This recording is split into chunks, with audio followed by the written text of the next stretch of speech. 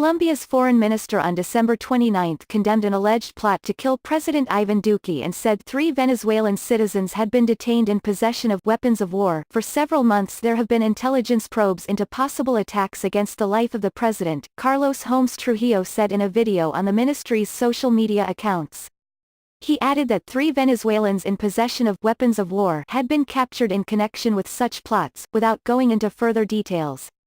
In a separate statement, Trujillo said that the threats came from internal and external actors. The announcements come amid tensions between Bogotá and Caracas, following the mutual expulsion of officials from both nations and the presence earlier this month of Russian long-range bombers in Venezuela.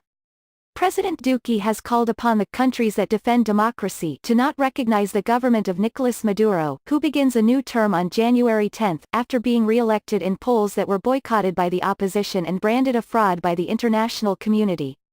Maduro, for his part, has said the future government of Brazil under President-elect Jair Bolsonaro, Colombia and the United States are all involved in plotting a coup in Venezuela and want to assassinate him.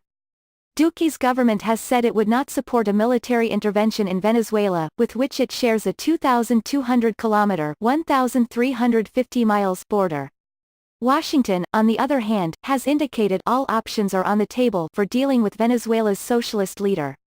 Right-winger Duque took office in August promising to diplomatically isolate the Venezuelan regime, which he calls a dictatorship, and to get tough on his country's drug traffickers and remaining guerrilla groups. Colombia is the main host country for Venezuelan migrants who have fled their country's economic crisis, the worst in its history. According to the UN, about 2.3 million people left Venezuela since 2015.